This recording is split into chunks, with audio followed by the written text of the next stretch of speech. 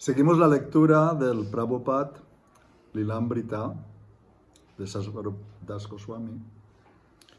Estamos leyendo el volumen 4, capítulo 6.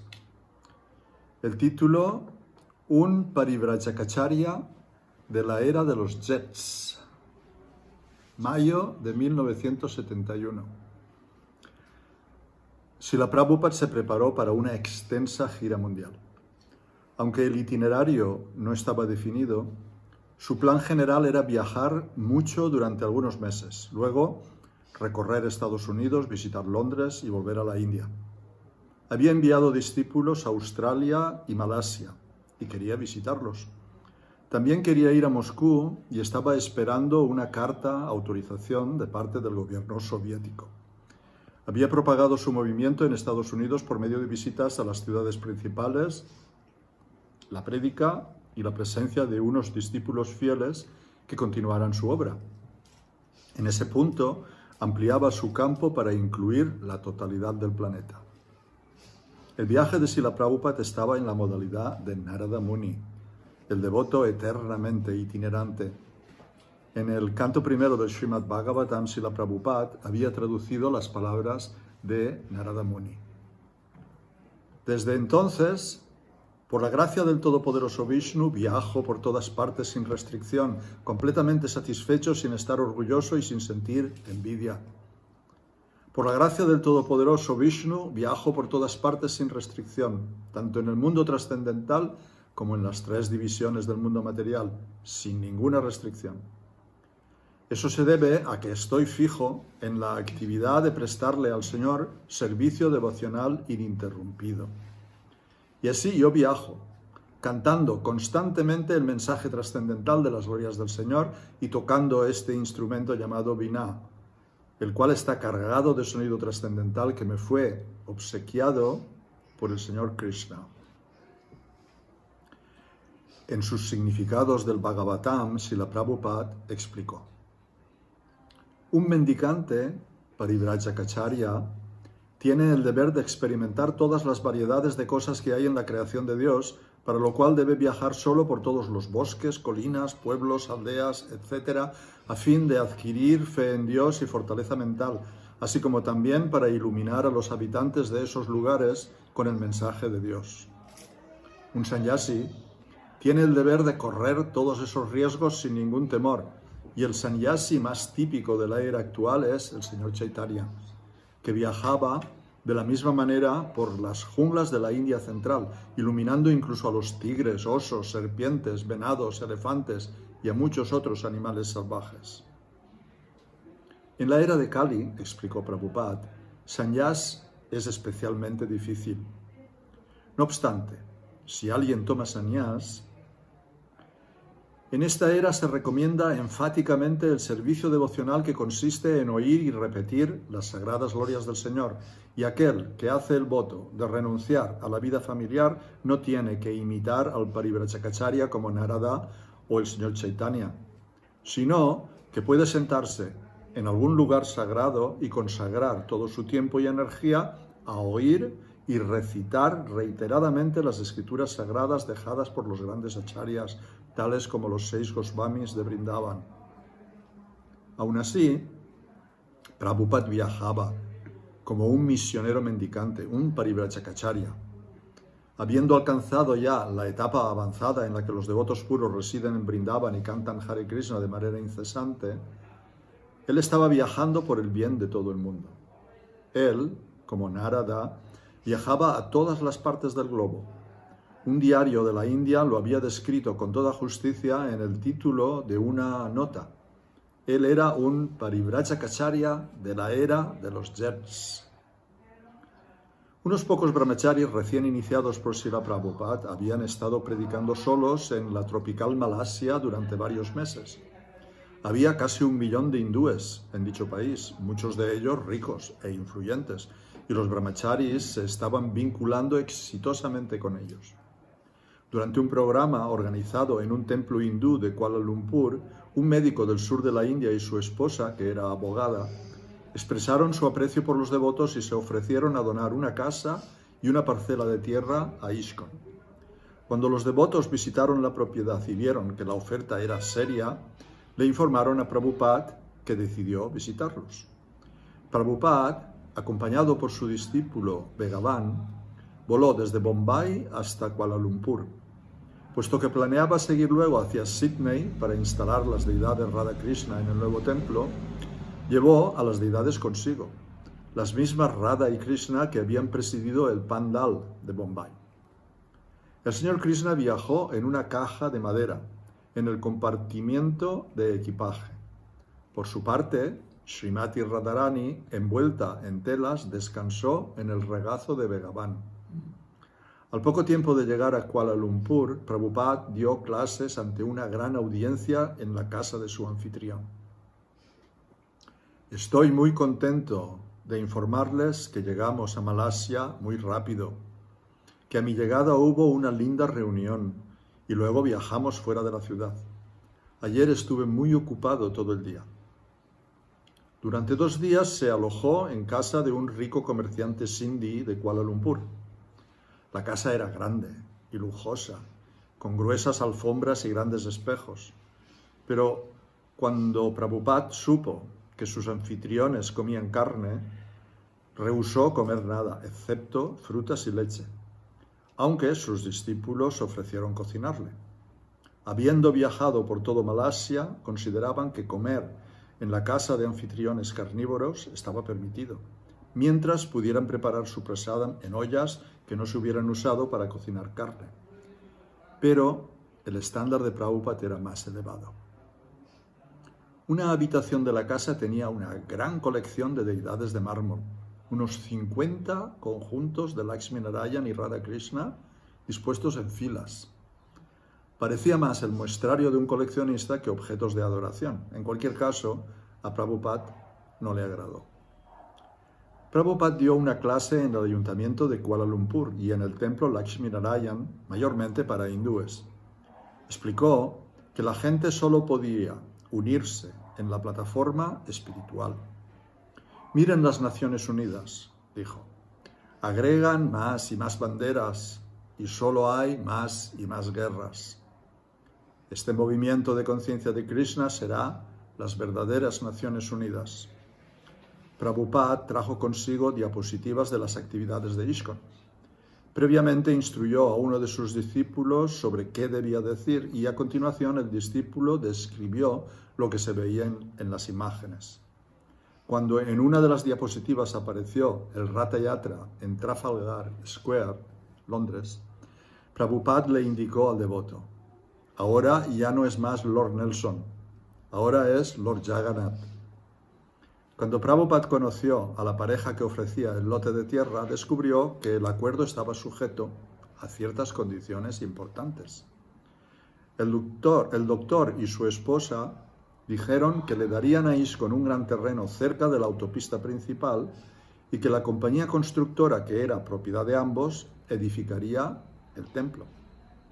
Sin embargo, si al cabo de 2 años la compañía no había completado la edificación, la pareja reclamaría la propiedad.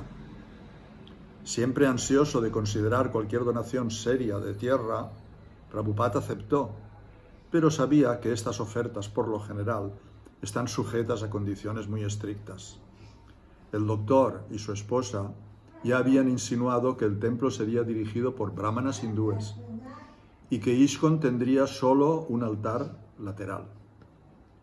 Una noche, mientras Prabhupada hablaba con el doctor, especialista en ginecología, la conversación se encaminó hacia la cuestión del control de la natalidad. Prabhupada le explicó que dicho control era un procedimiento pecaminoso y dio un ejemplo. Si alguien envenenaba el aire del cuarto en el que él y el doctor estaban sentados, tendría o que irse o morir. Con igual criterio, los anticonceptivos significaban envenenar el vientre y negarle al alma su derecho a un refugio. Al igual que el anterior anfitrión de Prabhupada, el doctor comía carne, aunque los devotos lo habían presionado para que dejara de hacerlo.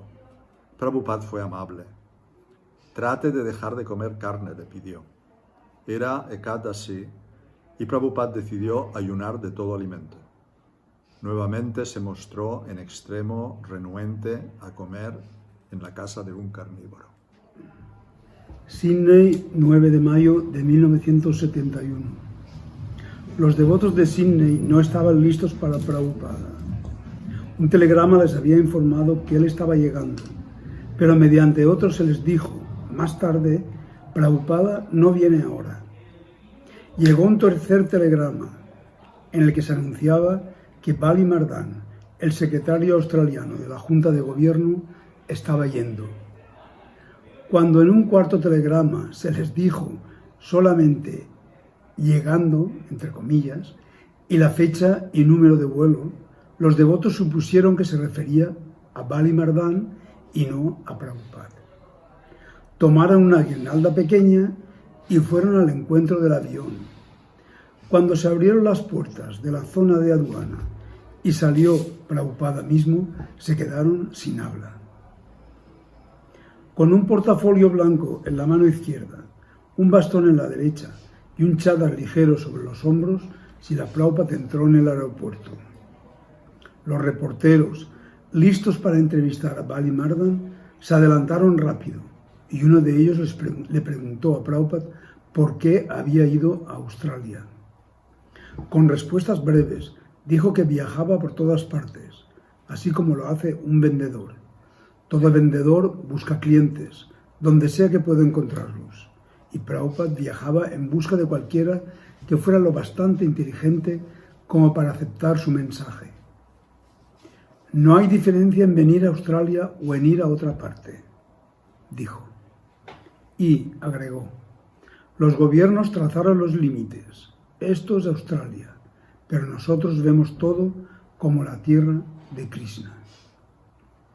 Uno de los devotos llamó con urgencia al templo y anunció que había llegado Prabhupada. Al igual que el templo original, el que estaba situado en la segunda avenida 26, en la ciudad de Nueva York, el templo de Sydney era un local de un solo cuarto, ubicado en una importante calle comercial. En la vidriera del local, uno de los devotos había pintado una imagen de Radha y Krishna. Prabhupada entró en la habitación y la encontró vacía, excepto por un altar simple de madera con unas deidades de Jagannath de unos 8 centímetros y una gran Vyasasana cubierta con una gran tela. Una vieja alfombra escondía el piso. La neblina azul que había en el aire era humo de la cocina de abajo, donde un devoto quemaba frenéticamente semillas de comino para condimentar el almuerzo. Prabhupada permaneció serio, mientras caminaba con paso tranquilo hacia la puerta trasera y miraba afuera. Cuando vio basura y tablas apiladas hasta arriba, contra la pared, su seriedad se convirtió en severidad. ¿Qué es esto?, preguntó. ¿Qué es todo esto? Alguien intentó dar una explicación, pero no fue satisfactoria. Un devoto trajo un vaso de leche, demasiado caliente, dijo, y el devoto se la llevó. Se sentó en la gran Vyasasana, miró la cara de cada uno de los que estaban a su alrededor. Ninguno de los 15 devotos lo habían visto antes, y solo unos pocos habían sido iniciados por correo. No estaban entrenados. Dijo que la alfombra estaba sucia, tendrían que reemplazarla. ¿Y por qué no había flores en el altar? Él les trajo deidades de Radha y Krishna, pero antes de que los devotos pudieran comenzar a adorarlas, todo debía estar muy limpio y tendrían que volverse brahmanas antes de poder adorar a Radha y Krishna. Vio que esos devotos sabían poco de la conciencia de Krishna. Los que habían ido a Australia originalmente, Upendra y Bali Mardan, habían abierto el centro, se habían marchado y volvían muy de vez en cuando. Un templo entero de devotos sin experiencia había sido prácticamente dejado a su suerte. Como ninguno de los devotos de Sydney podía dar una buena clase, las disertaciones diarias consistían en lecturas del Bhagavad Gita tal como es abreviado, el único libro que tenía. La fe firme que todos ellos tenían en Prabhupada había compensado su falta de entrenamiento. Lo habían aceptado como un devoto puro en contacto directo con Dios. Habían aceptado sus libros como la verdad y a Krishna como la suprema personalidad de Dios. Pero desconocían muchas cosas prácticas tales como cocinar, dar clases y adorar a las deidades. Sabían que Prabhupada quería que cantaran Hare Krishna en público y que distribuyeran revistas de vuelta al Supremo, a los habitantes de Sydney, y eso hacían todos los días. A pesar de los arrestos frecuentes, siguieron con su Sankirtan, eran sinceros, solo les faltaba entrenamiento. Un devoto trajo un almuerzo mal cocinado. Los chapatis estaban mitad quemados y mitad crudos, las verduras mal condimentadas. Prabhupada reprendió al cocinero: si no sabes cómo cocinar, ¿por qué no me lo dijiste? Puedo enseñarte. Y fue a la cocina. Una de las cocineras intentó hacer cachoris, pero falló. Aunque sabía que la masa debía estirarse finamente, que la cantidad de relleno debía ser exacta y que los bordes debían bordarse con precisión, ni ella ni ninguno de los demás devotos había sido capaz de hacerlo bien. Prabhupada, usando la misma masa y relleno, les demostró el arte de hacer unos cachoris perfectos. Los devotos le explicaron cuál había sido su dificultad para hacer los chapatis. No había llama en su cocina eléctrica. Los chapatis siempre salían secos, o crudos, o quemados, y nunca se inflaban. La excusa no hizo más que molestar a Prabhupada. Los devotos le explicaron cuál había sido su dificultad para hacer los chapatis. No había llama en su cocina eléctrica. Los chapatis siempre salían secos, o crudos, o quemados, y nunca se inflaban. La excusa no hizo más que molestar a Prabhupada, no obstante, les mostró con exactitud cómo hacer chapatis que se inflaban siempre, incluso con una hornalla eléctrica.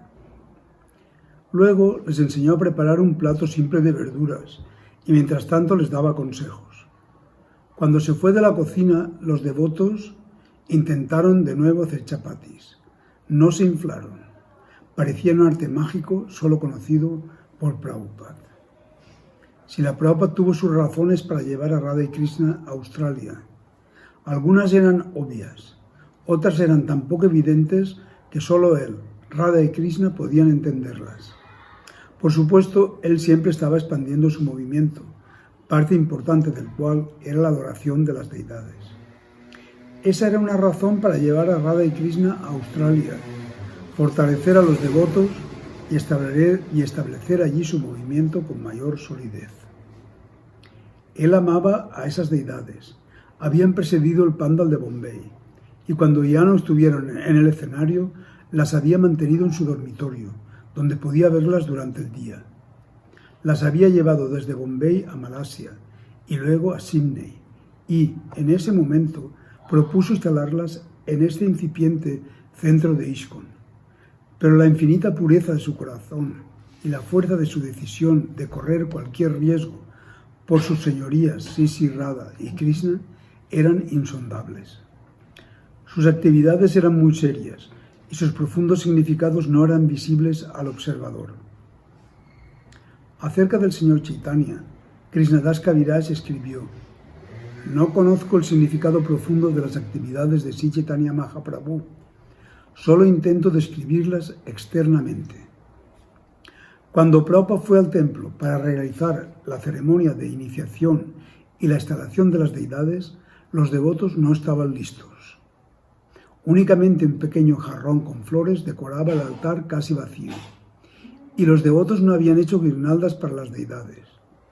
Prabhupada estaba insatisfecho. Sin embargo, el pequeño templo estaba repleto, y los devotos e invitados se amontonaban en la puerta de entrada y miraban por la vidriera del frente. Los camarógrafos de los canales de televisión filmaron todos los momentos de la ceremonia bajo la luz de grandes lámparas. Mientras los devotos se apresuraron a hacer las guirnaldas para las deidades, Prabhupada realizó 15 ceremonias de iniciación. Algunos devotos recibieron la primera iniciación, otros la segunda, y un tercer grupo ambas, primera y segunda. Luego bañó con cariño las formas de Radha y Krishna y realizó el sacrificio de fuego. Mientras vestía a las deidades, señaló que sus ropas estaban mal confeccionadas y que debían hacer unas nuevas de inmediato. Llamó a las deidades Sisi Radha Gopinath. Vaibhavi recuerda: inició a todos los devotos del templo, cualquiera que anduviera por ahí, incluso a un muchacho que recién había llegado esa semana y se había cruzado con la conciencia de Krishna la semana anterior. También inició a la gente que no vivía en el templo, a cualquiera que estuviera por allí y realizara algún servicio. Él quería que la conciencia de Krishna se estableciera en Australia, así que inició a todos. Dio primera y segunda iniciación al mismo tiempo, porque habiendo instalado las deidades, tenía que haber brahmanas. Pero no sabíamos nada, decía el devoto, no estábamos listos, el altar no estaba terminado. Prabhupada me explicó que teníamos que enhebrar flores para hacer una guirnalda para la deidad, pues se suponía que debía llevar una. Así, salí corriendo a recorrer la calle, tratando de encontrar algunas flores e hilo para hacer una. Lo mismo con el cordón sagrado, no teníamos cordones sagrados. Prabhupada les dio a los muchachos un cordón sagrado con la iniciación brahmana, pero nadie sabía en realidad qué era eso.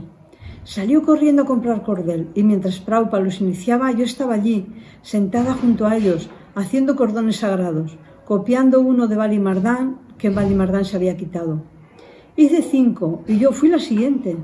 Después del sacrificio y una vez que salí de la habitación de Prabhupada, donde me dio el mantra Gayatri, los otros devotos dijeron: ahora eres una brahmana, así que también debes tener un cordón sagrado.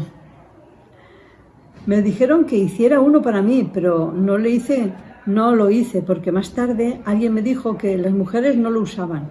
No sabíamos nada. En el Sydney Grammar School, una escuela primaria de élite para varones, Prabhupada dirigió a sus discípulos y a un grupo de estudiantes en una procesión de kirtan por el patio. Participaron unos 200 muchachos y varios maestros. Algunos de los chicos bromeaban y reían, otros cantaban el mantra, y un tercer grupo seguía sobriamente la procesión, mientras los maestros sonreían y observaban. Toda la ceremonia terminó en una sala grande con una fila de sillas al frente. Prabhupada se sentó en la silla del director, tallada como si fuera un trono y ubicada en el centro. Allí comenzó a tocar los kartas mientras seguía con el canto Hare Krishna. Viendo que solo unos pocos estudiantes respondían, se detuvo para mirar a los niños que estaban sentados frente a él. Dijo Prabhupada: ustedes son unos chicos maravillosos, ¿por qué no se unen a nosotros para cantar Hare Krishna? ¿Es muy difícil? ¿No intentarán cantar? Digan Hare. Unos pocos chicos dijeron Hare. Todos canten Hare. Los chicos débilmente decían Hare, algunos con risitas nerviosas. Prabhupada les enseñó el mantra, una palabra a la vez, pero los niños seguían reticentes. Prabhupada decía: son solo 3 palabras, Hare, Krishna y Rama. ¿Es muy difícil? Cante nuevamente, Hare. Los chicos decían Hare. Se burlaban y se codeaban. Prabhupada los incitó: oh, ¿no pueden cantar? ¿Son todos mudos? Los chicos respondieron en risas: ¿cómo es eso? ¿No pueden cantar 3 palabras? Oh, eso es muy sorprendente. Canten Hare, Hare, Hare, Krishna, Krishna. Prabhupada comenzó a tocar rítmicamente sus cartas. Los chicos lo siguieron cantando: Hare Krishna, Krishna, Krishna, Hare Hare, Hare Rama, Rama Rama, Hare Hare. Después de un corto lapso, Prabhupada terminó el kirtan. Sentado en la hermosa silla decorada, les sonrió. Les dijo 3 palabras, Hare, Krishna y Rama. ¿Saben quién es Dios? ¿Algunos de ustedes pueden levantarse y decirme quién es Dios? Hubo silencio, luego murmullos. Finalmente, un chico de 12 años se puso de pie. Sus compañeros lo aplaudieron y rieron. Oh, gracias, dijo Prabhupada. Ven aquí. El chico se acercó. ¿Sabes quién es Dios?, preguntó Prabhupada. Sí, contestó, Dios es la autorrealización y Dios se encuentra en la mente inconsciente. Gracias. Los chicos aplaudieron de nuevo. No, espera, no te vayas, dijo Prabhupada. Ahora explica qué quisiste decir. ¿Qué es autorrealización? El niño dijo, es aprovechar los poderes de la mente inconsciente y verte a ti mismo. Prabhupada, ¿crees que la mente es inconsciente? La mente es inconsciente, dijo el niño.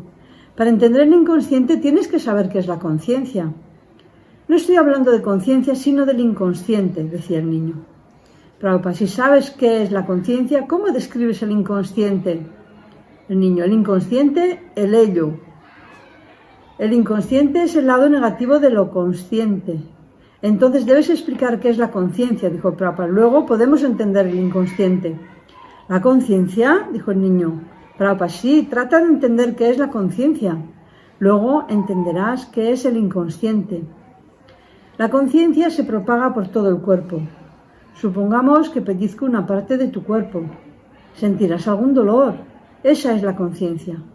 La sensación de dolor y placer es conciencia, pero esa conciencia es individual.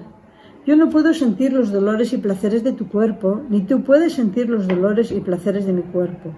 Por lo tanto, tu conciencia es individual y mi conciencia es individual.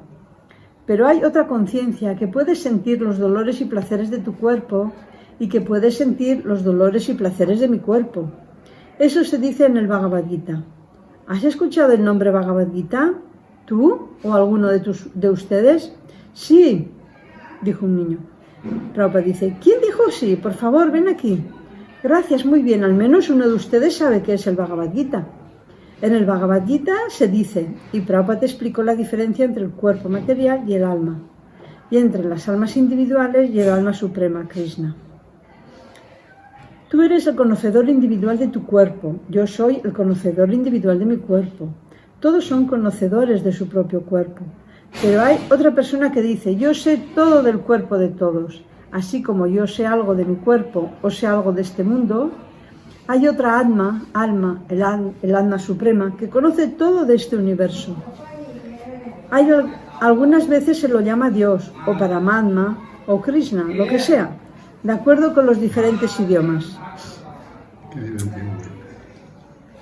Después de describir la relación íntima del alma como un sirviente eterno de Krishna y el sufrimiento del alma causado por el olvido de esa relación, terminó su conferencia. Estas enseñanzas deberían impartirse en todas las escuelas y universidades para que, desde el principio, los chicos puedan entender qué es Dios, cuán grande es, cómo nos relacionamos con Él y cómo tenemos que vivir. Nuestro movimiento de conciencia de Krishna enseña eso. No piensen que es una religión sectaria. Hacemos que la gente se vuelva consciente de Dios. No importa a qué religión permanezcan. Si por seguir los principios de la religión alguien avanza en su conciencia de Dios, esa es una religión de primera clase. Ese es nuestro lema, con el cual predicamos en todo el mundo. Por ello les pido a ustedes, maestros, que hagan a sus estudiantes conscientes de Dios desde el comienzo. Entonces el futuro de todos ellos será de mucha paz, prosperidad y esperanza. Muchas gracias, Hare Krishna. Prabhupada también accedió a hablar en la capilla Wayside, un centro situado en plena ciudad dedicado al cuidado de adictos a las drogas y las prostitutas. Un patrocinador de Wayside se encontró con Prabhupada en el templo y lo acompañó. Este patrocinador, un joven de cabello largo con ropa hippie, se jactaba de que la capilla Wayside ayudaba a los adictos. Prabhupada entendió que estaba diciendo que la capilla les proveía drogas a los adictos. En Wayside, un escéptico de la audiencia lo desafió. Prabhupada explicó que el canto de los santos nombres de Dios era la única manera de ayudar realmente a la gente. Pero el cínico lo provocó. ¿De qué sirve en verdad este canto de Hare Krishna? Te salva de la muerte, respondió Prabhupada de manera enfática. 12 de mayo de 1971. En su cuarto de Sydney, Prabhupada escribió el prefacio de la inminente edición del Bhagavad Gita tal como es. Era lo único que le faltaba al libro que estaba listo para ser impreso por la editorial Macmillan Company. Esta empresa había accedido a imprimir el manuscrito sin abreviar y el contrato que unía a ambas partes estaba firmado. Prabhupada escribió que, aunque él era conocido por haber fundado el movimiento de conciencia de Krishna en Estados Unidos, en realidad el padre original de este movimiento es el Señor Krishna mismo. No solamente le dio todo el crédito de sus logros a su maestro espiritual, sino que también afirmó que la única cualidad que él había aportado a la obra era que había tratado de presentar el Bhagavad Gita tal como es, sin adulteración. En vez de tratar de satisfacer sus propios sentidos materiales, cada persona tiene que satisfacer los sentidos del Señor.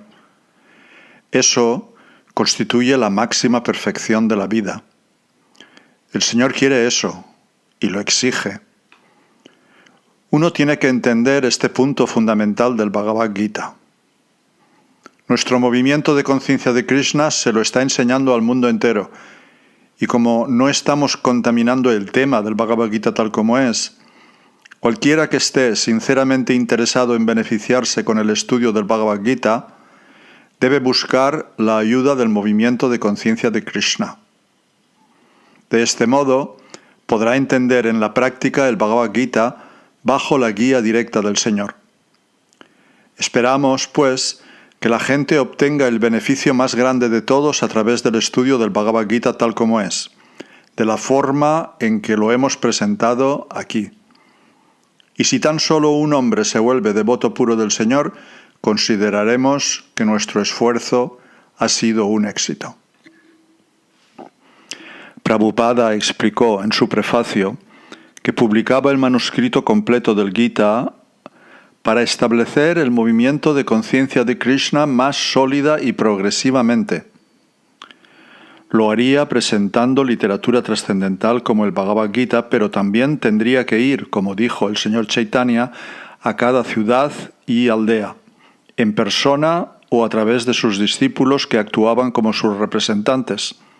Y donde sea que fuera, le predicaba el Bhagavad Gita a quien quisiera escucharlo. Al día siguiente, Prabhupada partiría de Australia hacia el gran festival de Pandal en Calcuta. Luego iría a Moscú, París y Los Ángeles. En el Bhagavad Gita, el Señor Krishna dice que ningún sirviente le es más querido que aquel que enseña el Bhagavad Gita a los devotos. Y Prabhupada, en todas sus actividades, ya sea escribiendo un prefacio, dando una conferencia a las prostitutas o a los adictos a las drogas, enseñando a un discípulo a cocinar chapatis sin quemarlos, o concibiendo grandes proyectos, siempre enseñaba el Bhagavad Gita. Y, por lo tanto, siempre fue el sirviente más querido del Señor Krishna. Prabhupada se irguió ante las deidades de Radha Gopinath con las manos juntas. Se estaba yendo después de menos de una semana de estadía en Sydney. Sabía que los devotos no estaban a la altura del estándar requerido para adorar a Radha y Krishna, y también sabía que estaba corriendo un riesgo al confiar su adoración a discípulos neófitos. Pero como acharya empoderado y como representante del señor Chaitanya, tenía que implantar la conciencia de Krishna en cualquier lugar donde pudiera echar raíces. El mundo lo necesitaba con desesperación. Si sus discípulos seguían el proceso que les había dado, cantar, escuchar, observar los principios regulativos, sabía que pronto serían puros. Trazó una analogía. Aunque en la vida material una persona primero debe reunir los méritos necesarios para sentarse en el sillón de un juez, en la conciencia de Krishna a un devoto sincero se le permite primero sentarse en el sillón y volverse un brahmana.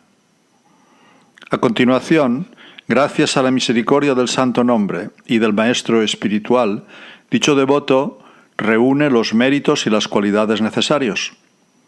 Los devotos de Sydney, sin embargo, eran particularmente inmaduros. Por eso, Prabhupada les hizo a Radha Gopinath un pedido extraordinario. Los estoy dejando en manos de los mlechas. No puedo hacerme responsable. Por favor, guíen a estos muchachos y chicas y denles la inteligencia para adorarlos de forma correcta. Calcuta, 13 de mayo de 1971. Prabhupada llegó a tiempo para los 10 días que duraría el Festival Pandal de Calcuta. Siguiendo sus instrucciones, Giriraj y Tamal Krishna habían organizado el festival, tal como lo habían hecho en Bombay. Prabhupada le escribió a Jayapataka Swami, presidente de ISKCON Calcuta: si dispusiéramos de una cocina grande en el pandal del festival de Sankirtan, podríamos distribuir prasadam a diario. Trata de organizarlo. Puri, halaba, kichri, lo que sea que podamos organizar en cantidad. Tamal Krishna y Giriraj tienen muchas ideas. La asistencia superó la del pandal de Bombay. Entre 20 y 30.000 personas concurrieron cada día, incluidos algunos miembros del Parlamento y otros oradores distinguidos. Fue uno de los acontecimientos religiosos más grandes que Calcuta hubiera visto. Toda la ciudad se volvió consciente de la fuerza del movimiento Hare Krishna. Temprano por la tarde, los devotos vendían los libros de Prabhupada en un mostrador, realizaban el kirtan en el escenario y distribuían prasadam a la multitud. Alrededor de las 6:30 de la tarde, el programa comenzaba con un kirtan largo e intenso que incrementaba su fervor cuando llegaba Prabhupada para el arti de la noche, ante las deidades de Radha y Krishna. Él daba la clase, a veces en bengalí, otras en inglés. A continuación, los devotos mostraban imágenes del movimiento de conciencia de Krishna en todo el mundo. Prabhupada, por su parte, respondía a las preguntas de la audiencia. Después del programa, la gente empujaba para recibir un bocado del prasadam que se había ofrecido a la deidad. Los terroristas naxalitas amenazaron la vida de Prabhupada. Esos jóvenes comunistas, que estuvieron activos en Calcuta durante la visita de Prabhupada en 1970, nunca lo habían molestado. Su táctica era abordar a los empresarios importantes en su casa o en las calles y presionarlos para que prestaran colaboración con los objetivos políticos naxalitas. Si el empresario en cuestión rehusaba, ellos le quemaban la casa o su lugar de trabajo o incluso lo asesinaban. Los naxalitas, que estaban ansiosos porque todo el territorio de Bengal abandonara las tradiciones religiosas y adoptara el comunismo, vieron a Prabhupada reavivar el espíritu religioso en Calcuta. El multitudinario pandal, concluyeron, estaba socavando los principios del comunismo. «Vete o muere», decía la nota que recibió Prabhupada.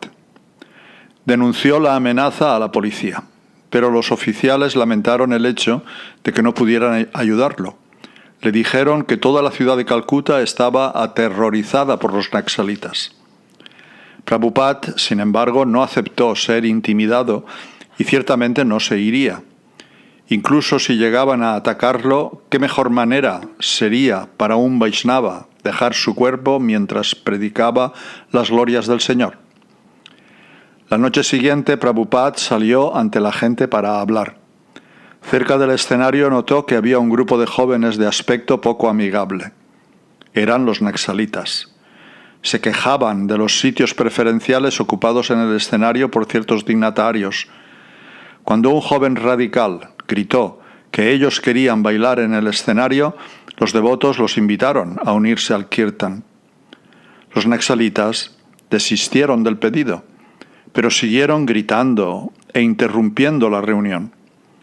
Comenzaron a golpear los asientos plegables de madera mientras pronunciaban eslóganes naxalitas y amenazaban con quemar el lugar.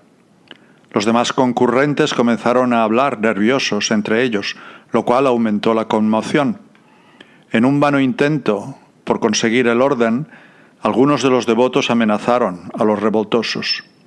Se produjo un forcejeo entre la audiencia.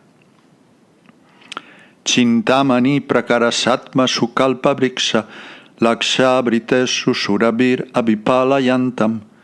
La voz de Prabhupada se oyó fuerte por el sistema de altavoces.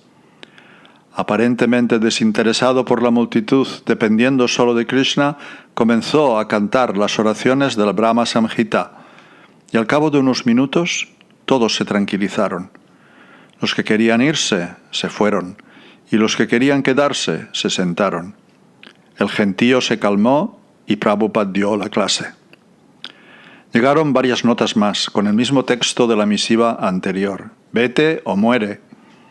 Los naxalitas volvieron la noche siguiente y una vez más amenazaron con quemar el pandal. Llámalos, dijo Prabhupada, me reuniré con ellos. Los devotos pensaron que no era seguro, pero él insistió. Habló con los jóvenes hostiles en un pequeño cuarto detrás del pandal. Al principio estaban enojados y altivos, pero cuando Prabhupada les explicó el concepto védico de comunismo, con Krishna en el centro, captó el interés de los terroristas. Accedieron a permitirle a Prabhupada continuar con las clases, sin más interrupciones. Achyutananda Swami rememora: la última de las 10 noches que duró el pandal tuvo un final grandioso. Asistieron más de 40.000 personas. En un momento salí a buscar jugo de caña de azúcar. El pandal estaba completamente lleno, pero cuando salí vi ríos de gente que ingresaban por las 4 puertas principales de la tienda. Pensé que sería el poder místico de Krishna porque la tienda ya estaba llena, pero aún seguían entrando miles de personas. Pensé que Krishna estaba expandiendo ilimitadamente las dimensiones del espacio. El punto más alto de la noche fue una gran procesión que comenzó en el pandal y se dirigió por Park Street hacia el templo de ISKCON situado en Albert Road. Las deidades de Radha Govinda fueron en un palanquín al templo.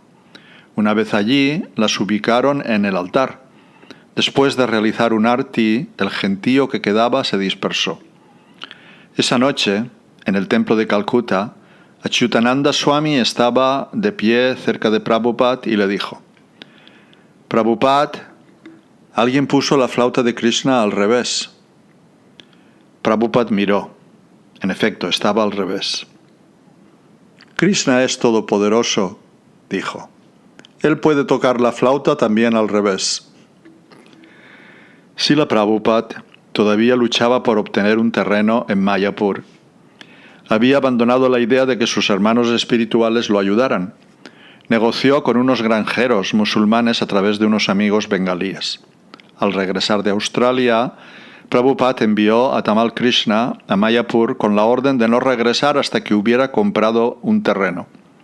La misión de Tamal Krishna fue exitosa, ya que, luego de 6 días, regresó a Calcuta con buenas noticias. Había comprado 9 bighas, es decir, poco más de 1 hectárea de tierra en Mayapur. Sin embargo, para los devotos era difícil concebir el valor de Mayapur. Uno de ellos viajó desde Calcuta para ver la nueva propiedad de ISKCON y al regresar le preguntó a Prabhupada: ¿qué vamos a hacer allí? Es un campo vacío, no hay nada. Porque no hay fábricas ni autos, contestó. Por eso piensas que no hay nada que hacer. Pero nosotros vamos a cantar Hare Krishna en Mayapur.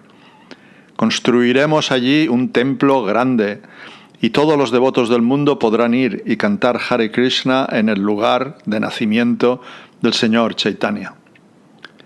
El 28 de mayo, Prabhupada escribió: les alegrará saber que hemos comprado un terreno de 2 hectáreas en Mayapur, el lugar de nacimiento del Señor Chaitanya. Y nos hemos propuesto realizar un lindo festival para Janmashtami durante 2 semanas. En ese momento colocaremos la primera piedra. Deseo que todos nuestros discípulos líderes vengan a la India en ese momento. Son 50 sedes, así que, al menos, debe venir uno de cada una de estas sedes.